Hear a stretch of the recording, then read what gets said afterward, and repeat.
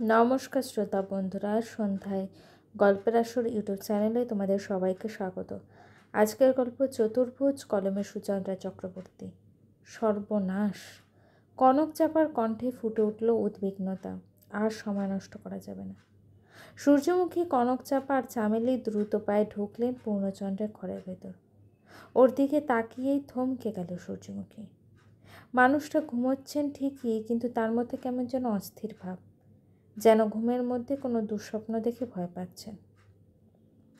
সূর্যমুখী পায়ে পায়ে দাঁড়ালো ঘুমন্ত বৃদ্ধের সামনে। কপালে হাত রেখে বলল, পূর্ণ কাকা, ও পূর্ণ কাকা। পূর্ণচন্দ্র ধড়মড়িয়ে উঠে বসলেন। ওর কপাল বেয়ে গড়িয়ে পড়ছে ঘাম। সূর্যমুখী অন্যায় সেই ঘাম মুছিয়ে দিয়ে বলল, ভয় কিসের? আমি রাইকো, তোমার সেই রাই। চামেলি বালিশের পাশে রাখা চশমাটা পূর্ণচন্দ্রের চোখে গলিয়ে দিল। এইবারে সামনের ঝাপসা দৃষ্টি স্বচ্ছ হলো বৃদ্ধের। সূর্যমুখীর হাতটা নিজের মুঠোয় নিয়ে থরথর করে কাঁপতে লাগলেন তিনি। ওর পাশে কাকে যেন খুঁজতে লাগলেন। তোমার বড়বাবুকে খুঁজছো তো?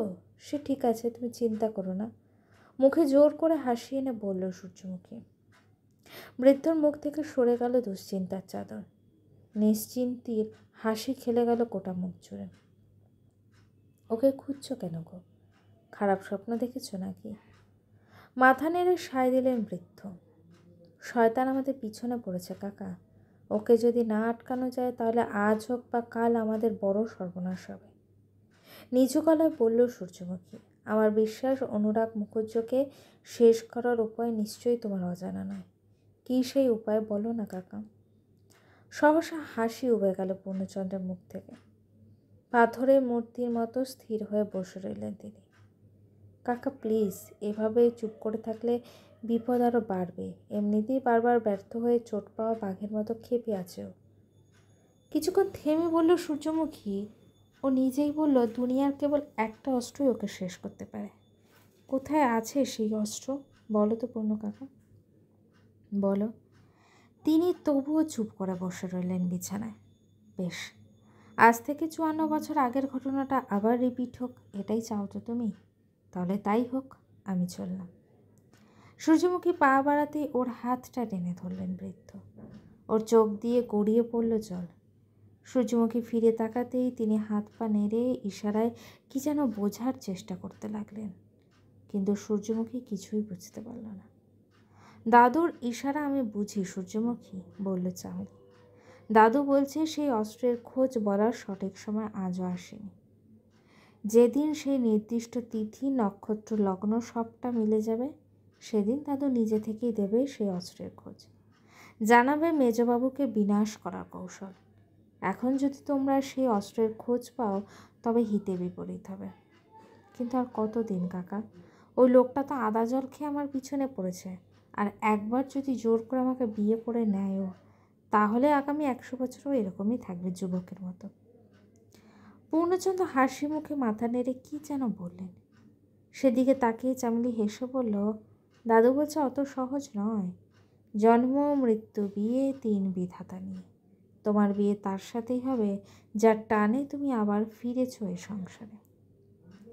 ওর কথা শোনা একটা নিশ্চিন্ত হলো সূর্যমুখী।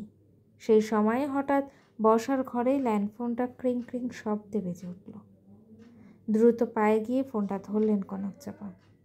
হাসপাতালে ল্যান্ডলাইন থেকে ফোন করছেন ব্রজলাল।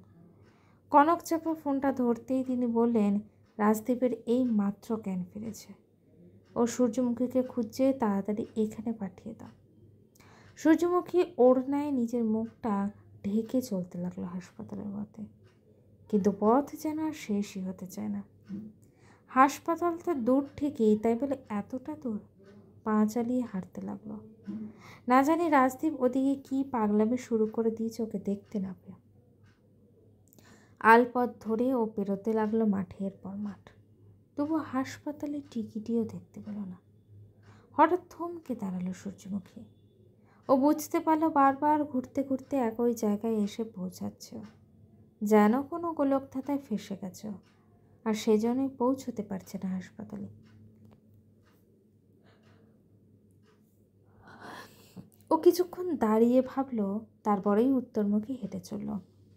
কিন্তু আবার সেই একই জায়গায় এসে দাঁড়ালো। শুধু তাই নয়, দক্ষিণ পশ্চিম পূব যে দিক দিয়েই যাচ্ছ একই জায়গায় এসে পৌঁছচ্ছে। কপালে হাত রেখে ক্লান্ত সূর্যমুখী ওখানেই বসে পড়ল। চোখ বন্ধ করে হাঁপাতে লাগলো।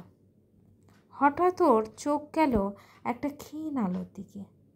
উত্তর পশ্চিম কোণ থেকে ভেসে আসছে সেই আলোর রেখা। হতাশ সূর্যমুখীর মনের ভেতরে ফুটে উঠল ক্ষীণ আশার আলো।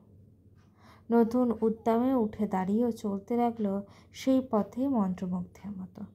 যেন ও নিজের ইচ্ছায় চলছে না, কেউ মন্ত্র বলে ওকে টেনে নিয়ে চলছে ওই পথে।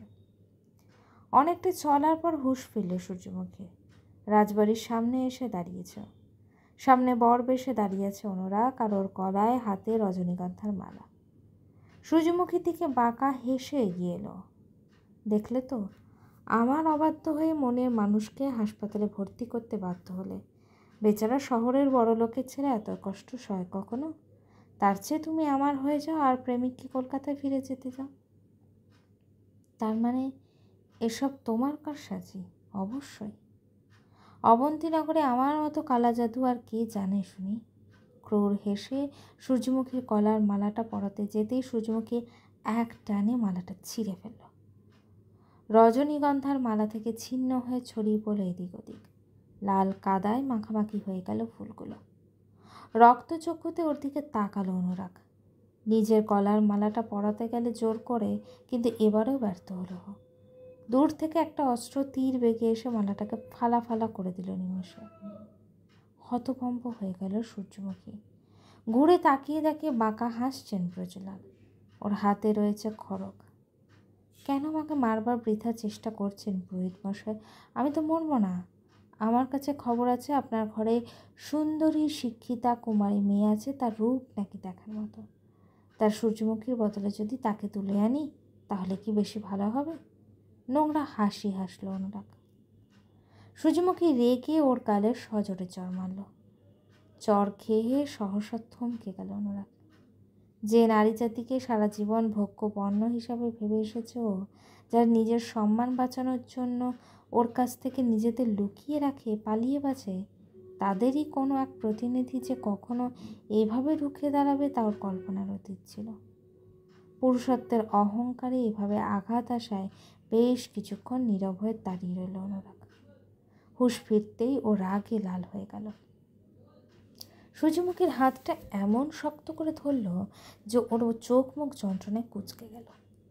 একটা 2 টাকার মেয়ে ছেলে, তার এত সাহস!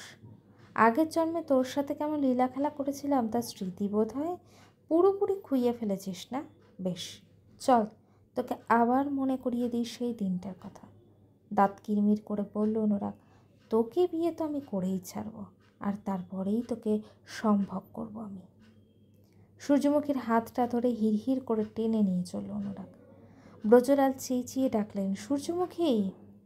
সূর্যমুখী ফিরে তাকাতে ওর দিকে খড়গটা ছুঁড়ে দিলেন। লুফেও নিল। শালা বুড়ো, তোর তো তেজ কম নয়।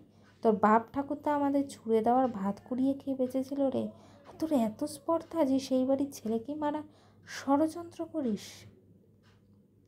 অদূরে দাঁড়িয়ে থাকা একজন অনুচরের হাত থেকে একটা কালচে লাল গুঁড়ো জিনিস নিজের মুঠোয় নিয়ে বিড়বিড় করে মন্ত্রোচ্চারণ করল। তারপরেই ছুঁড়ে মারল ব্রজলালের দিকে। জ্ঞান হারিয়ে লুটিয়ে পড়লেন তিনি। সূর্যমুখী রেগে খড়গটা দিয়ে আক্রমণ করতে গেল অনুরাগকে, কিন্তু পারল না। অনুরাগ ওর হাত থেকে খড়গটা কেড়ে নিয়ে মাটিতে ফেলে দিল। টানতে টানতে সূর্যমুখীকে নিয়ে চলল রাজবাড়ি ছাড়িয়ে বাগান বাড়ির দিকে। সূর্যমুখী আঁচড়ে কামড়ে পালিয়ে যাওয়ার চেষ্টা করতে লাগলো, কিন্তু ব্যর্থ হলো। ওকে টেনে নিয়ে আসা হলো বাগান বাড়ির সেই ঘরটায়। এই ঘরটায় একদিন রাস্তায় আগুন লাগিয়ে দিয়েছিল, ফলত বিভিন্ন জায়গায় সে পুড়ে যাওয়ার ছাপ রয়ে গেছে। ওকে তাড়াতাড়ি কোণের সাজে সাজা। মহিলা অনুচরদের উদ্দেশ্য বলল অনুরাগ। ওই বুড়োটার জ্ঞান আজ রাতে আর ফিরবে না, আর ওর পেয়ারের পদ্মরাগও হাসপাতালে শুয়ে আছে দুর্বল শরীরে। আজ ওর আর আমার বিয়েটা কোন শালা আটকায় আমিও দেখব। যাওয়ার আগে ঘরের দরজাটা বাইরে থেকে বন্ধ করে দিয়ে গেল। ওর মহিলা অনুচরেরা জোর করে বিয়ের সাজে সাজাতে লাগলো সূর্যমুখীকে। সূর্যমুখী হাজার চেষ্টা করেও আটকাতে পারল না ওদের। আধ ঘন্টার মধ্যেই লাল বেনারসিতে সেজে উঠল সূর্যমুখী। সারা শরীর মুড়ে দেওয়া হলো দামি অলঙ্কারে, কপালে আঁকা হলো চন্দন আর পরানো হলো লাল টিপ। আরে বাস, করেছিস কি তোরা? সূর্যমুখীকে আপাদ মস্তক পর্যবেক্ষণ করে বাঁকা হাসল অনুরাগ। আমার যে পুরনো দিনগুলোর কথা মনে করিয়ে দিলি তোরা। আহা, একদিন আমার জন্য ঠিক এভাবেই কোণে সেজেছিলি না রাইমণি? কিন্তু সেদিন আমার কী দুর্মতি হয়েছিল কি জানে, এমন একখানা জিনিস কিনা অবলীলায় ছেড়ে গেলাম আমার সেই বোকা হাদারাম দাদার কাছে। ছ্যা, নিজেকেই নিজের ঘেন্না লাগছে। ওর নির্দেশে বাগানবাড়ির উঠোনে টেনে হালা হলো সূর্যমুখীকে। ওখানে অগ্নিকুণ্ডে দাউ দাউ করে চলছে আগুন। আগুনের সামনে বসে আছে অনুরাগ, আর সূর্যমুখীকে ঠেলে ঠুলে বসানো হলো ওর সামনে। বেকার মালাবদল, সাত পাকে এসব আমি আর যাচ্ছি না। সূর্যমুখীর শরীরের দিকে অশ্লীলতার ভঙ্গিতে তাকিয়ে বাঁকা হাসল। আর তর সইছে না যে। ততক্ষণে রাত প্রায় শেষ হতে চলেছে। ভোরের সূর্য উকি দিচ্ছে পূব আকাশে। সেদিকে তাকিয়ে বাঁকা হাসি হাসল সূর্যমুখী। বিড়বিড় করলো, অন্ধকার শেষ হওয়ার মতো একদিন তুইও শেষ হয়ে যাবি অনুরাগ মুখার্জি, আর সেদিন তোকে দাহ করার জন্য যে কাউকে পাবি না। কই রে, কুনকোটা দে। সিঁদুর লাগানো কুনকেটা অনুরাগকে দিল ওর এক অনুচর। সূর্যমুখীর সিঁথিতে সবে ছোঁয়াতে যাবে কুনকেটা, এমন সময় তীব্র আর্তনাদ করে লুটিয়ে পড়ল অনুরাগ। কুনকেটা ওর হাত থেকে ছিটকে পড়ল সাদা মেঝে। সূর্যমুখী চমকে দেখে খড়গ হাতে দাঁড়িয়ে আছে রাজদীপ। পরনে হাসপাতালের হালকা নীল পোশাক আর মাথায় ব্যান্ডেজ। অনুরাগের খাটটা খড়গের আঘাতে বিক্ষত হয়ে গেছে, গোঙাচ্ছে। অন্যান্য অনুচররা রাজদীপকে আঘাত করতে উদ্যত হলেই ওদেরকেও খড়গের আঘাতে কুপঘাত করে ফেলল নিমেষে। যারা প্রাণে বাঁচল তারা ছত্রভঙ্গ হয়ে পালিয়ে গেল। সূর্যমুখী উঠে দাঁড়ালো, ওর গাল বেয়ে গড়িয়ে পড়ল জল। দীপ, তুমি এখানে? রাতের আধার তখন কেটে গেছে পুরোপুরি। সূর্যদেব তার লাল আভা ছড়িয়েছে দিগন্ত জুড়ে। এখানে কিভাবে এলাম তাই তো? হাসল রাজদীপ। সে এক আশ্চর্য ঘটনা বুঝল সূর্য। কাল রাতে অনুরাগের ঘরের বাইরে রক্ত দেখে তুমি আতঙ্কে অজ্ঞান হয়ে গেলে। আমি তোমাকে ডাকতে গেলাম, কিন্তু হঠাৎই মাথার পিছন দিকে কে যেন কিছু একটা দিয়ে খুব জোরে মারল। চোখের সামনেটা অন্ধকার হয়ে এলো আমার। তারপর যখন জ্ঞান ফিরল, দেখলাম হসপিটালে অ্যাডমিট করা হয়েছে আমার। খবর পেয়ে ছুটে এলেন ব্রজ কাকা। কিন্তু আমি তো পাগলের মতো এদিক ওদিক কেবল তোমায় খুঁজছি। ব্রজ কাকা বললেন, তুমি নাকি ওনাদের বাড়ি গিয়েছ, কিন্তু অনেকক্ষণ পরেও যখন তুমি এলে না, আমার পাগলামি আরও ভালো। ব্রজ কাকা নিজেই বেরিয়ে গেলেন তোমায় নিয়ে আসতেন, আর আমার অস্থিরতা সামলাতে না পেরে ঘুমের ইঞ্জেকশন দিলেন। ঘুমিয়ে পড়লাম আমি। একটু থেমে বলল, ঘুমের মধ্যে আমি স্বপ্ন দেখলাম ওই অনুরাগ তোমাকে কোণের সাজে সাজিয়ে জোর করে বিয়ের মণ্ডপে নিয়ে যাচ্ছে। চমকে জেগে উঠলাম আমি।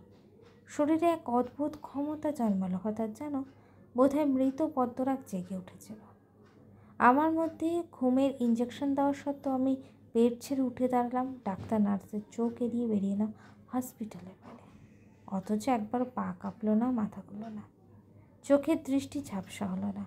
মনে হলো একদম সুস্থ সবল মানুষ যেন আমি। মাথার যন্ত্রণার কথাটা পর্যন্ত ভুলে গেলাম বেমালুম। এখানে এসে দেখলাম ব্রজ কাকা অজ্ঞান হয়ে পড়ে আছেন। পাশে পড়ে আছে এই খড়গটা। ওনার চোখে মুখে জল ছেটালাম, কিন্তু জ্ঞান এলো না। হঠাৎ শুনলাম ভেতর থেকে ভেসে আসছে তোমার চিৎকার, আর দেরি না করে খড়গটা হাতে তুলে ভেতরে ঢুকে এলাম। তারপর কি হলো সবটাই তো দেখলে তুমি। সবটাই বোধহয় মহাদেবের কৃপা, বুঝলে সূর্য? যা বলেছ, ওই যে পূর্ণ কাকা বলে জন্মমৃত্যু বিয়ে দিন, পূর্ণ কাকার সাথে কথা বলেছিলে তুমি? ওই অস্ত্রের ব্যাপারটা, যদিও কাকা বলে এখনও সঠিক সময়। কোন অস্ত্র? সূর্যমুখী সবটা খুলে বলল রাজদীপকে। রাজদীপ সূর্যমুখীর হাত ধরে টেনে নিল ওকে নিজের বুকে। সূর্যমুখীও শক্ত করে জড়িয়ে ধরল প্রিয়তমকে। আলিঙ্গন পর্ব শেষ হতেই রাজদীপ পায়ে পায়ে এগিয়ে গেল সিঁদুর ভর্তি থালাটার দিকে। এক মুঠো সিঁদুর হাতে নিয়ে ও এগিয়ে আসতে লাগলো সূর্যমুখীর দিকে। নিমেষে সূর্যমুখীর মুখ থেকে সবটুকু হাসি উবে গেল। ও পিছিয়ে গেল। গল্পটি কেমন লাগলো অবশ্যই কমেন্ট করে জানিও। আর আমার চ্যানেলে গল্পগুলো যদি তোমাদের ভালো লেগে থাকে চ্যানেলটিকে সাবস্ক্রাইব করে পাশে থেকো। গল্পের পরবর্তী অংশ খুব শীঘ্রই আসছে।